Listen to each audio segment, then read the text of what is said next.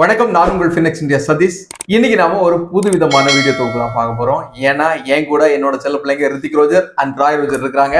அவங்களுக்கு இந்த capital market, stock market, mutual fund, bond எல்லாம் பத்தி டீட்டெயிலா தெரிஞ்சுக்கணும்னு ஆசைப்படுறாங்க. வீடியோ பார்த்துட்டு எல்லா பிள்ளைங்களுக்கும், படிக்கிற பிள்ளைங்களுக்கும், அவங்க பேரண்ட்ஸுக்கும் பயன்படும் நான் நினைக்கிறேன். வாங்க வீடியோக்குள்ள போயிடலாம். அப்பா, ஒரு மியூச்சுவல் ஃபண்டோட ஷேர் பிரைசிங் பாப்பா. மியூச்சுவல் ஃபண்ட்ல ஷேர் பிரைசிங் கிடையாதுமா. அது எப்படின்னா, இப்போ நம்ம ஷேர்ஸுக்கு தான் ஷேரோட பிரைஸ்ன்னு சொல்லியிருக்கு. சரியா? ஒரு ஐபிஓ வரும்போது அதுக்கு ஒரு பிரைஸ் பேண்ட் ஃபிக்ஸ் பண்ணுவாங்க. அதுக்கு பிறகு ட்ரேட் ஆகக்கூடிய ஷேரோட பிரைஸ்ன்னு சொல்றோம். மியூச்சுவல் ஃபண்டை பொறுத்தவரை பிரைஸ்ங்கிறது என்ஏவின்னு சொல்லுவாங்க, நெட் அசெட் வேல்யூ. ஷேர்ஸ்ல ஒரு ஷேரோட பிரைஸ், இங்க நெட் அசெட் வேல்யூ. அப்படின்னா ஏற்கனவே பேசணும்ல, உன்னோட 5000, உன்னோட 50,000, என்னோட 1,00,000, இப்படி கோடிக்கணக்கான மக்களோட கோடிக்கணக்கான பணத்தை மேனேஜ் பண்றாங்கல்ல, அவங்களுக்கு ஒரு மேனேஜ்மெண்ட் ஃபீஸ் இருக்கும்ல, செலவெல்லாம் இருக்கும்ல. இந்த செலவெல்லாம் கழிச்சு கிடைக்கக்கூடிய வருமானத்தை எல்லாருக்கும் டிவைட் பண்றாங்கல்ல, அதுக்கு பேர் தான் நெட் அசெட் வேல்யூ. இதுல ஷேர் பிரைஸ்ங்கிறது கிடையாது. அப்ப என்ன மாதிரி மைனர் பசங்களுக்கு ஸ்டாக் மார்க்கெட் பெஸ்டா இல்லைன்னா மியூச்சுவல் ஃபண்ட் பெஸ்டா, நீங்க எதை சஜஸ்ட் பண்றீங்க? என்கிட்ட கேட்டா மைனஸா இருக்கும்போது அவங்களுக்கு வந்து மியூச்சுவல் ஃபண்ட் தான் பெஸ்ட்னு சொல்லுவேன். ஏன்னா இப்போ அவங்களுக்கு ஏற்கனவே அவங்க கார்டியன் அக்கௌண்ட் ஓபன் பண்ணி தான் பண்றோம். சரியா? அப்படி இருக்கும்போது அவங்களோட பாக்கெட் மணி அல்லது அப்பா அல்லது அம்மா கிஃப்டா கொடுக்குற பணத்தை வச்சு தான் அவங்க இன்வெஸ்ட் பண்றாங்க. ஸோ அவங்க இன்வெஸ்ட் பண்ண ஸ்டார்ட் பண்ணும்போது அவங்களுக்கு அண்டர்ஸ்டாண்டிங் முதல்ல வேணும். கரெக்டா? அப்போ அண்டர்ஸ்டாண்டிங் வேணுங்கும் போது இப்போ நீங்க எல்லாம் சேர்த்து வச்சுக்கூடிய கொஞ்சம் காசு இருக்குன்னு வச்சுக்கோங்க, ஒரு 1000, 2000, 5000 இருக்கக்கூடிய காசை ஏதோ ஒரு கம்பெனி ஏறுதுன்னு சொல்லி அந்த கம்பெனில இன்வெஸ்ட் பண்ணி, சப்போஸ் அந்த கம்பெனி அதுக்கு பிறகு இறங்கிடுச்சுன்னா, லாஸ் ஆயிடுச்சுன்னா ஃபீல் பண்ணுவீங்கல்ல, அதை அவாய்ட் பண்றதுக்கு ஏற்கனவே மார்க்கெட்ல ஏற்கனவே ரெப்யூட்டேஷன் இருக்கக்கூடிய நிறைய கம்பெனிஸ் இருக்கு. உங்கள்கிட்ட பாக்கெட் மணி 100 ரூபாய் இருந்தாலும் சரி, 5000 ரூபாய் இருந்தாலும் சரி, 50,000 இருந்தாலும் சரி, 5 லட்சம் இருந்தாலும் சரி, எவ்வளவு இருந்தாலும் சரி, மியூச்சுவல் ஃபண்ட்ல இன்வெஸ்ட் பண்றது சரியா இருக்கும். இந்த விஷயத்தை பத்தி நீங்க கொஞ்சம் கொஞ்சமா படிக்கணும். என்ன ஷேர்னா என்ன, மியூச்சுவல் ஃபண்ட் என்னன்னு சொல்லி இன்னும் நீங்க அதிகமா படிக்கும்போது, சப்போஸ் உங்களுக்கு அந்த ஷேர்ஸை வாங்கக்கூடிய அளவுக்கு ஷேர்ஸை பத்தி புரிதல் வந்துச்சுன்னா தாராளமா நீங்க ஷேர்ல இன்வெஸ்ட் பண்ணலாம். என்கிட்ட கேட்டா இப்போதைக்கு உங்களுக்கு மியூச்சுவல் ஃபண்ட் போதும், ஆனா கட்டாயம் டிமேட் அக்கௌண்ட் வேணும், ஷேர்ஸ்ல இன்வெஸ்ட் பண்ணி ஆகும். அப்போ நீங்க ஸ்டாக் மார்க்கெட், மியூச்சுவல் ஃபண்ட்ல இன்வெஸ்ட் பண்றதுன்னு சொன்னீங்க. ஆனா நிறைய பேர் கோல்ட்ல கூட இன்வெஸ்ட் பண்றாங்களே, அது ஏன் சொல்ல? நான் சொல்லாம இல்லடா, கோல்ட்ல இன்வெஸ்ட் பண்ணலாம். இன்னைக்கு இருக்கக்கூடிய டேட்டுக்கு ஈக்விட்டி மார்க்கெட்ல தான் இன்ஃபிளேஷனை பிரேக் பண்ற அளவுக்கு ரிட்டர்ன் கிடைக்கும். கோல்ட்ல இன்வெஸ்ட் பண்ணலாமா, எமோஷனலோட அதை பார்க்க கூடாது. இப்ப அம்மாவுக்கு ஜுவல்லரி பிடிக்கும், ரைட்டா? அப்ப ஜுவல்லரி எவ்வளவு தேவையோ அவ்வளவு தான் இன்வெஸ்ட் பண்ணணும். ஆனா கோல்டை இன்வெஸ்ட்மெண்ட் மெத்தட்ல நீங்க வந்து வாங்கி டம்ப் பண்ணும்போது அதுல ஈக்விட்டியை பிரேக் பண்ற அளவுக்கு ரிட்டர்ன் கிடைக்குமா? கிடைக்க சான்ஸே கிடையாது. லாஸ்ட் 30 வருஷம், 40 வருஷம், 50 வருஷம், ஏன் 100 வருஷம் ரெக்கார்ட் எடுத்துக்கோங்க, 10% மேல சிஏஜிஆர் கோல்டுல கிடையாது. ஆனா நிப்டி, சென்செக்ஸ் எல்லாம் சொல்றோம் இல்லையா, இந்த ஈக்விட்டி ரிட்டர்ன் ஏறத்தாழ 15% மேல லாங் டர்ன்ல கொடுத்துருக்கு. ஸோ நமக்கு இன்ஃபிளேஷன் இந்தியாவில் 6% இருக்குன்னு நம்ம பேசுறோம். இன்னைக்கு டேட்டுக்கு பொதுவாக இந்தியாவில் 6% ஆவரேஜ் இன்ஃபிளேஷன் இருக்கு. அப்போ நமக்கு கிடைக்கிற வருமானம் அந்த 6% மேல இருந்தால் தான் பயன்படுற மாதிரி இருக்கும். அப்போ 6% மேல 10% கீழே தான் கோல்டு கொடுக்குதுன்னா 3-4% கொடுக்குது. ஈக்விட்டியில 15% மேல ஆவரேஜ் ரிட்டர்ன் இருக்குன்னு சொல்லி நிப்டியும் சென்செக்ஸும் ப்ரூவ் பண்ணிருக்கு. யாராவது 45 வருஷத்துக்கு நிப்டி சென்செக்ஸோட ரெக்கார்டு என்ன சொல்லுதுன்னா 15% மேல சிஏஜிஆர் ரிட்டர்ன் கொடுத்துருக்கு. அப்போ 15% மேல 40 வருஷத்துக்கு ரிட்டர்ன் கொடுத்துருக்குன்னா அந்த வேல்யூ அதிகமா 10% கீழே கொடுத்துக்கிட்டே கோல்ட்ல இன்வெஸ்ட் பண்றது பெரிய ரிட்டர்ன் கொடுக்கணும்னு நினைக்கிறீங்களா?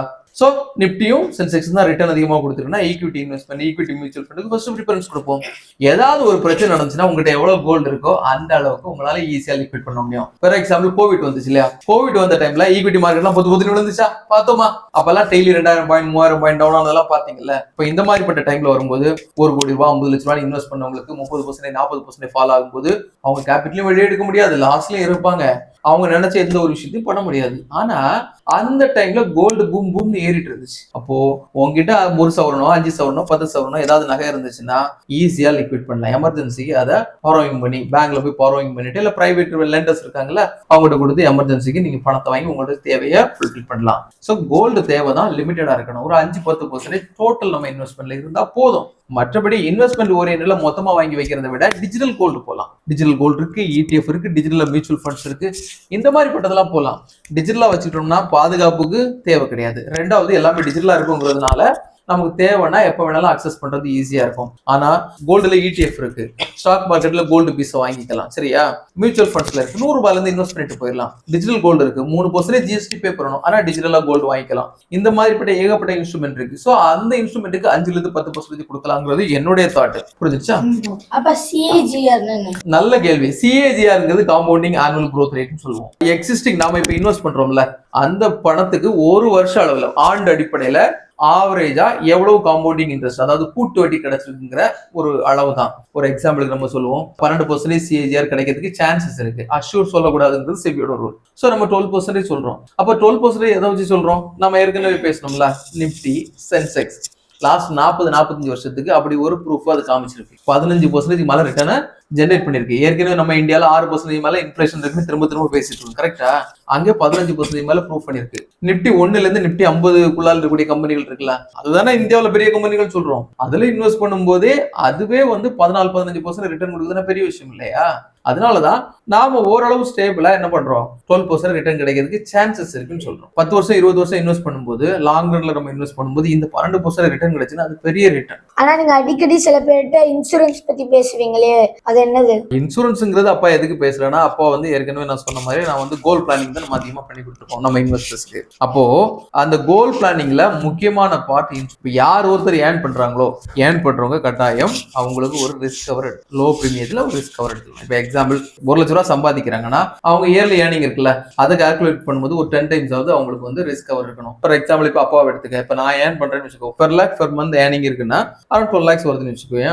குறைந்தபட்சம் நான் 1,20,00,000 ரூபாயாவது எனக்கு லைஃப் கவர் எடுத்து வைக்கிறது அட்வைஸ். ஆனா இதுக்கு மேல, ஆனா இன்னைக்கு இருக்கக்கூடிய காலகட்டத்துக்கு 20 மடங்கு கூட எடுக்கலாம். ஃபார் எக்ஸாம்பிள் 20 வருஷத்தோட இன்கம் கால்குலேட் பண்ணி கூட ரிஸ்க் கவர் எடுத்துக்கலாம். சேம், இது முக்கியமான ஒரு விஷயம். அதோட சேர்த்து ஹெல்த் இன்சூரன்ஸ் ஒன்று இருக்கு. இப்போ டேம் இன்சூரன்ஸ் சொன்னோம்ல, டேம் இன்சூரன்ஸ் மாதிரி ஏர்ன் பண்றவங்களுக்கும் அவங்க வீட்டில் இருக்கிற எல்லாருக்கும் சேர்த்து ஹெல்த் இன்சூரன்ஸ் இருக்கணும். 1 லட்ச ரூபா சம்பாதிக்கிறவங்களுக்கு சப்போஸ் வீட்டில் யாராவது ஒருத்தங்களுக்கு 4 லட்ச ரூபா 5 லட்ச ரூபா மெடிக்கல் எக்ஸ்பென்சஸ் வந்துச்சுன்னா அவங்க சேவிங்ஸ் கரைஞ்சு போயிரும்ல. அப்ப அது இருக்க கூடாதுன்னா ஃபேமிலிக்கு என்கிட்ட கேட்டா ஒரு ஃபேமிலி ஃபோட்டோ இன்சூரன்ஸ் இருக்கணும். அப்போ அவங்களுக்கு மினிமம் 10 லட்ச ரூபாயாவது ஃபேமிலி ஃபோட்டோ ஹெல்த் இன்சூரன்ஸ் இருக்கணும். இது போக ஒரு 50 லட்ச ரூபாய்க்கு சூப்பர் டாப் அப் இருக்கணும். 10 லட்ச ரூபாய்க்கு பிரீமியம் கொஞ்சம் ஜாஸ்தியா இருக்கும். இப்ப 4 பேர் நாம இருக்கோம்னா 10 லட்ச ரூபாய்க்கு ஒரு 25,000 ரூபாய் நமக்கு பிரீமியம் வருதுன்னு வச்சுக்கோங்க.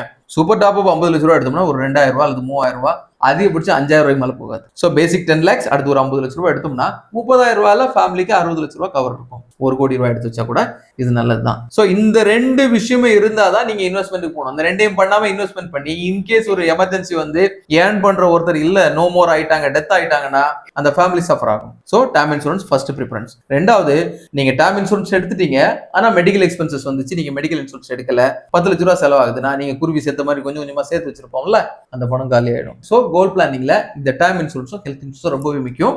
அதனாலதான் நான் இன்சூரன்ஸ் பத்தி அதிகமா சொல்லிட்டேன். அப்பா, இன்சூரன்ஸ் பத்தி பேசும்போது கோல் பிளானிங் பத்தி பேசுனீங்க, அப்படின்னா கோல் பிளானிங் என்னது? நம்ம ஏற்கனவே கோல் பிளானிங் பத்தி பேசினதோட ஒரு பார்ட் தான் இன்சூரன்ஸ் ஏற்கனவே சொல்லிட்டேன் இல்லையா?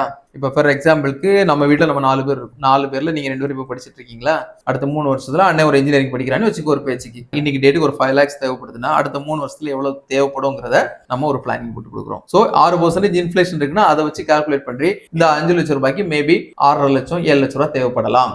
இது ஒரு கோல், ரைட்? இதே இன்ஜினியரிங் தான் நீ படிக்கிற, 5 லட்சம் ரூபாய் தேவைப்படுதுன்னா 5 வருஷம் கழிச்சு மேபி 9 லட்சம் தேவைப்படலாம். சோ அது ஒரு கோல் பிளானிங். இன்னைக்கு சொந்த வீடு வாங்குறது லேசுப்பட்ட விஷயமா இல்ல. அப்போ ஒரு சொந்த வீடு வாங்கணும்னா அந்த சொந்த வீடு வாங்குறதுக்கு ஒரு 5 வருஷமோ 10 வருஷமோ 15 வருஷமோ பிளான் பண்ணி அந்த வீடை வாங்கணுங்கிறது ஒரு கோல் பிளானிங். அடுத்தது, எல்லாருமே வேலை செய்யறாங்க அல்லது பிசினஸ் பண்றாங்க அப்படித்தானா?